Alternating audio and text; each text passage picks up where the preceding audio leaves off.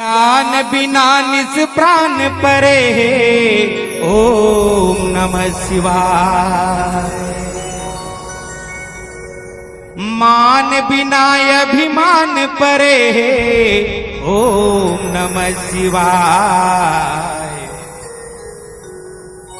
तै खोजली मनवारे मनी के भीतर माँ शिव धाम है।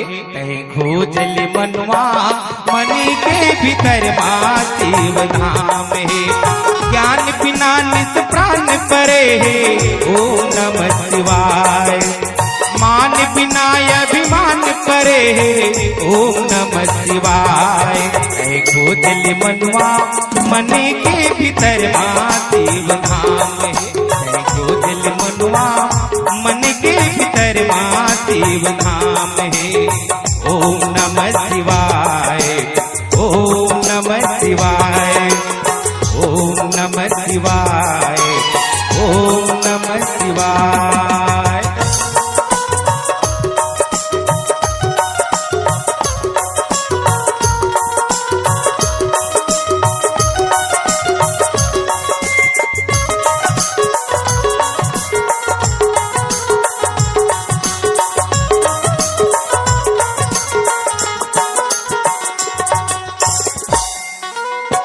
सारी चुगरी मान बड़ाई नहीं आवे तोरे काम।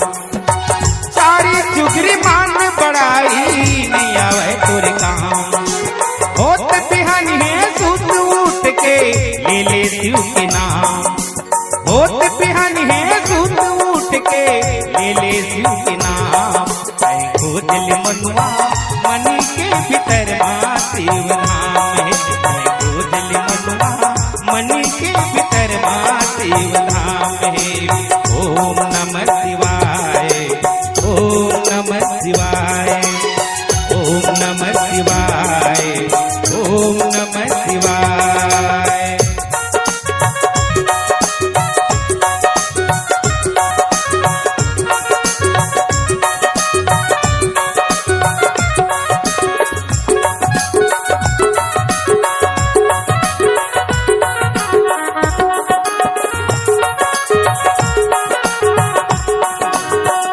रहत ले देख ले संगी सुख दुख के बाजार है। तन के रहत ले देख ले भैया सुख दुख के बाजार है। शिव भजन बिना जिंदगी माँ कत सुख बेकार है। शिव भजन बिना जिंदगी माँ कत सुख बेकार है। खोजल मनवा मनी के भीतर माँ शिव धाम है। खोजल मनवा मनी के भीतर माँ शिव धाम है।